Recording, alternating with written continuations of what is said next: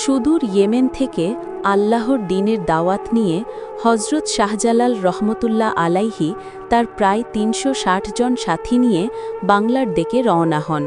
উদ্দেশ্য শিরক, জুলুম ও অবিচারের অন্ধকার দূর করে আল্লাহর একত্বের আলো ছড়িয়ে দেওয়া।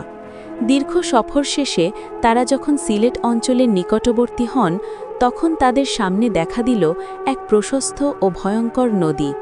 সাথীরা চারদিকে তাকালেন, কিন্তু নদী পার হওয়ার কোনো নৌকা, সাঁকো বা ঘাট কিছুই পাওয়া গেল না। নদীর স্রোত ছিল প্রবল, পানি গভীর, মানুষের পক্ষে সাঁতরে পার হওয়া ছিল অসম্ভবের মতো। কিছু সাথীর মনে দুশ্চিন্তা দেখা দিল। এমন সময় হজরত শাহজালাল রহমতুল্লাহ আলাইহি শান্ত কণ্ঠে বললেন, ভয় করো না, যিনি আমাদের এত দূর এনেছেন এই নদী পার করানো তার জন্য কঠিন নয়। তিনি নদীর তীরে দাঁড়িয়ে 2 হাত তুলে আল্লাহর দরবারে গভীর দোয়া করলেন। সাথীরাও নীরবে আমিন বলতে লাগলেন। দোয়া শেষ হতেই আল্লাহর কুদরতে এক অবর্ণনীয় ঘটনা ঘটে গেল।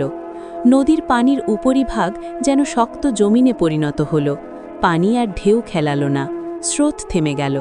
হজরত শাহজালাল রহমতুল্লাহ আলাইহি আল্লাহর নামে ভরসা করে প্রথমে সামনে এগিয়ে গেলেন। বিস্ময়ে হতবাক সাথীরা দেখলেন তিনি সত্যিই পানির ওপর দিয়েই হাঁটছেন। এরপর একে একে তার সাথীরাও আল্লাহর উপর তাওয়াক্কুল করে পানির ওপর দিয়েই নদী পার হয়ে গেলেন। নদীর অপর পারে থাকা মানুষজন এই অলৌকিক দৃশ্য দেখে স্তম্ভিত হয়ে গেল। তারা বলাবলি করতে লাগল, এ তো সাধারণ মানুষ নয়, এরা আল্লাহর বিশেষ বান্দা। এই ঘটনাই ছিল সিলেটে হজরত শাহজালাল রহমতুল্লাহ আলাইহির আগমনের প্রথম বড় নিদর্শন।